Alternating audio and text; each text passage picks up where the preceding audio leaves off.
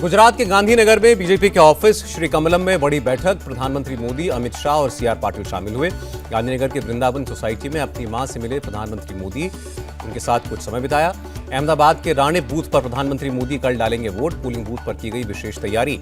गुजरात चुनाव के दूसरे चरण में 93 सीटों पर सोमवार को मतदान। अहमदाबाद में पुलिस अधिकारियों की बड़ी बैठक हुई। बैठक के बाद बोली डीसीपी कोमल व्यास, निष्पक्ष मतदान के लिए पुलिस की तैनाती। संवेदनशील जगहों पर किया जा रहा है फ्लैग मार्च। आनंद में 113 संवेदनशील बूथों को किया गया चिन्हित। एसपी प्रवीण कुमार ने कहा, गड़बड़ करने वालों पर सख्त कार्रवाई होगी। दूसरे चरण के मतदान के लिए चुनाव आयोग ने भी कसी कमर, बूथों पर ईवीएम मशीनों को भेजा। छत्तीसगढ़ के सीएम भूपेश बघेल का दावा, गुजरात में कांग्रेस के पक्ष में है हवा। महंगाई और बेरोजगारी से परेशान लोग कांग्रेस को जिताएंगे। अहमदाबाद जामा मस्जिद के शाही इमाम ने कहा, मुस्लिम महिलाओं को चुनाव में टिकट देना इस्लाम के खिलाफ है। इमाम शब्बीर अहमद सिद्दीकी का सवाल, क्या पुरुष नहीं बचे जो महिलाओं को चुनाव में टिकट दिया जाता है। राजकोट में वोटिंग के बाद स्ट्रांग रूम के बाहर कांग्रेस ने लगाए सीसीटीवी कैमरे। स्ट्रांग रूम पर नजर रखने के लिए डिजिटल सिक्योरिटी। एमसीडी चुनाव के लिए शाम 5:30 बजे वोटिंग हुई खत्म। 250 वार्ड्स में करीब 50% मतदान हुआ। 1349 उम्मीदवारों की किस्मत ईवीएम में कैद। 7 दिसंबर को होगी वोटों की गिनती। दिल्ली के कटेवारा गांव के लोगों ने एमसीडी चुनाव का बहिष्कार किया। कहा, सड़क नाली जैसी बुनियादी सुविधाएं नहीं है, इनके मिलने तक चुनाव का बहिष्कार करेंगे। मुख्यमंत्री केजरीवाल ने सिविल लाइंस में वोट डाला। पूरे परिवार के साथ मतदान किया। दिल्ली बीजेपी अध्यक्ष आदेश गुप्ता ने वेस्ट पटेल नगर में किया वोट। कहा, 8 साल में दिल्ली सरकार ने कोई काम नहीं किया। केंद्रीय मंत्री हरदीप पुरी ने आनंद निकेतन में मतदान किया। कहा, बीजेपी ने जो किया वो जनता के सामने है। बीजेपी सांसद डॉक्टर हर्षवर्धन ने कृष्णानगर में वोट डाला। कहा, जो लोग राजनीतिक मूल्यों के नाम पर सत्ता में आए वो अब भ्रष्टाचार के पहाड़ पर बैठे हैं। बीजेपी का दावा, 210 से ज्यादा सीटें जीतेंगे। आम आदमी पार्टी का भी 200 प्लस सीटें जीतने का दावा। दिल्ली के यमुना विहार में 450 वोटर्स के नाम वोटर लिस्ट से गायब। सांसद मनोज तिवारी ने इलेक्शन कमिश्नर से की शिकायत। दिल्ली सरकार की साजिश बताया। दिल्ली कांग्रेस अध्यक्ष अनिल चौधरी नहीं डाल पाए वोट। वोटर लिस्ट में नाम नहीं था। वोटर लिस्ट में नाम नहीं होने से कांग्रेस नेता राधिका खेड़ा भी वोट नहीं डाल पाई। लोकतंत्र के इतिहास में काला दिन बताया। बीजेपी एमएलए ओपी शर्मा का आम आदमी पार्टी पर हमला। कहा, दिल्ली की जनता के सामने एक्सपोज हो गई है आप। जेल में मसाज करवाते हैं केजरीवाल के मंत्री। बीजेपी विधायक विजेंद्र गुप्ता का आप पर निशाना। कहा, आप सरकार सिर्फ विज्ञापन की सरकार है। केजरीवाल के खोखले वादों को जनता जानती है। सांसद गौतम गंभीर ने आप पर निशाना लगाते हुए कहा, प्रधानमंत्री ने 3000 से ज्यादा लोगों को घर दिए। अगर ये दिल्ली सरकार करती तो 3 लाख का प्रचार करती। सोमवार को दिल्ली में बीजेपी मुख्यालय में राष्ट्रीय पदाधिकारियों की 2 दिवसीय बैठक होगी। प्रधानमंत्री मोदी करेंगे बैठक का उद्घाटन। बीजेपी मुख्यालय में राष्ट्रीय अध्यक्ष जेपी नड्डा ने महासचिवों के साथ की बैठक। आगे की रणनीति पर चर्चा की। हिमाचल के सीएम जयराम ठाकुर ने भाजपा उम्मीदवारों के साथ बैठक की। कहा, सभी ने चुनाव के दौरान अच्छा काम किया। केंद्रीय मंत्री अनुराग ठाकुर का दावा, गुजरात, हिमाचल और एमसीडी चुनाव में कमल ही खेलेगा। दिल्ली में कांग्रेस संचालन समिति की बैठक। सोनिया गांधी के साथ मल्लिकार्जुन खड़गे, अशोक गहलोत शामिल हुए। छत्तीसगढ़ के सीएम भूपेश बघेल भी मौजूद रहे। बैठक में संगठन को लेकर मंथन हुआ। गुजरात और हिमाचल चुनाव के नतीजों पर भी चर्चा हुई।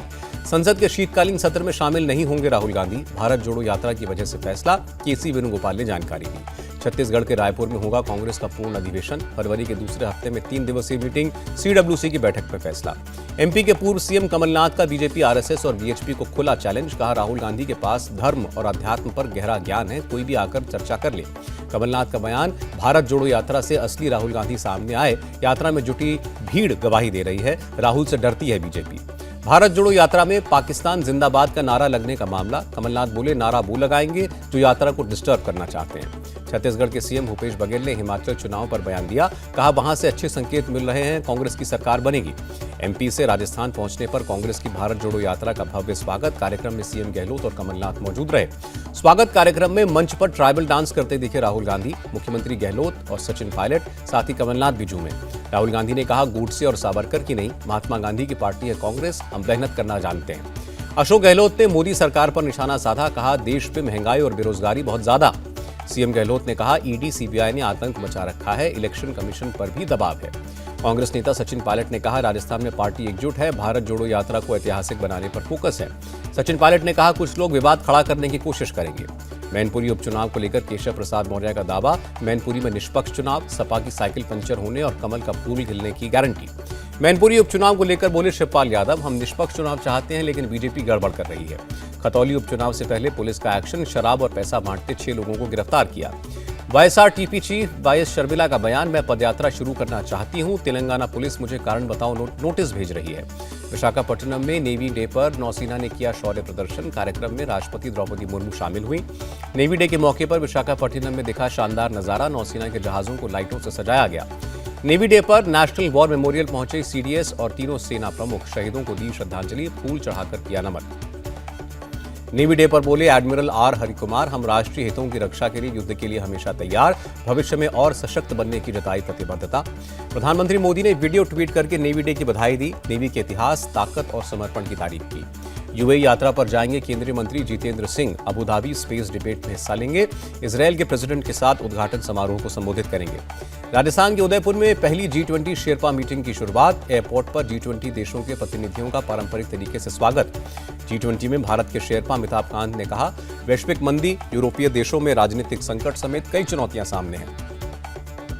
भारत को G20 की अध्यक्षता मिलने पर बोले फ्रांस के राष्ट्रपति इमैनुअल मैक्रों, मुझे भरोसा है मेरे दोस्त नरेंद्र मोदी सबको एक साथ लेकर एजेंडे पर काम करेंगे।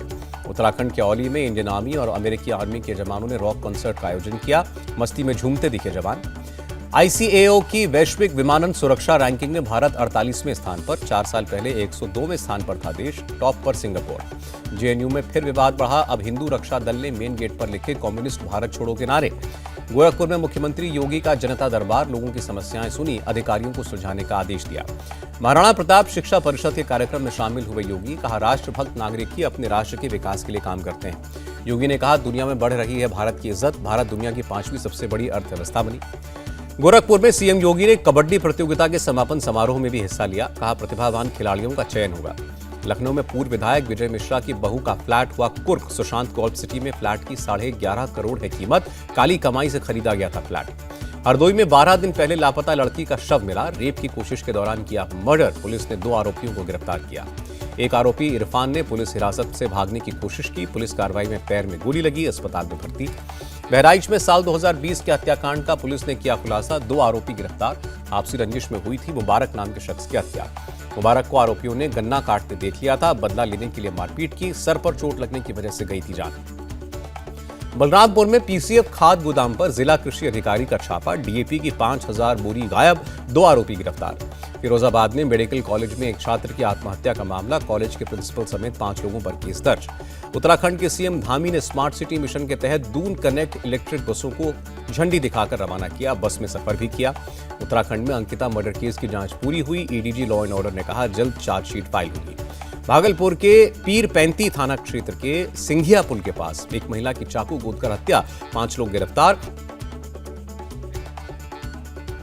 बंगाल बीजेपी नेता शुभेंदु अधिकारी की गृहमंत्री अमित शाह से मांग, भूपति नगर बम ब्लास्ट की एनआईए जांच हो।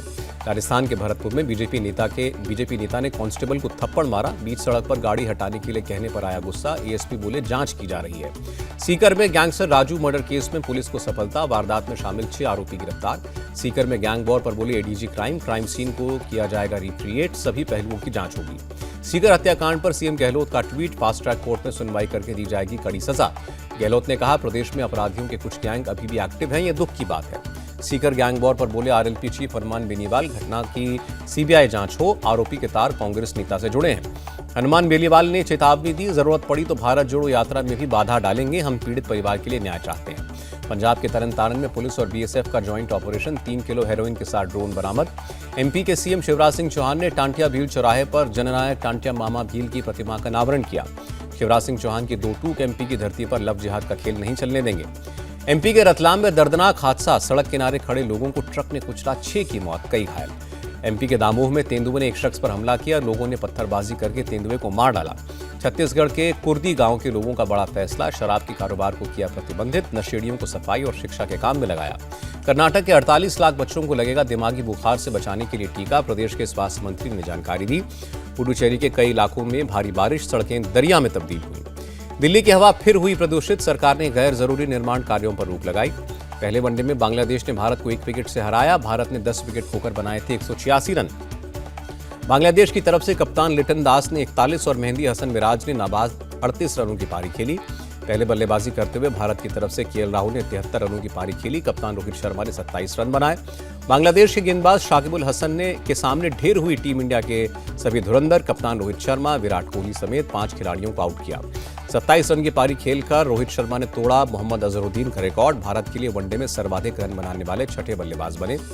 अफगानिस्तान के गेंदबाज राशिद खान का बयान, हार्दिक पांड्या में टीम का नेतृत्व करने की क्षमता। ऑस्ट्रेलिया ने भारतीय पुरुष हॉकी टीम को अंतिम मैच में भी हराया। ऑस्ट्रेलिया ने 5 मैचों की श्रृंखला 4-1 से जीती। और सेक्स एजुकेशन पर फिल्म बना रहे हैं अक्षय कुमार। कहा, मैं चाहता हूं पूरी दुनिया में सेक्स एजुकेशन दी जाए।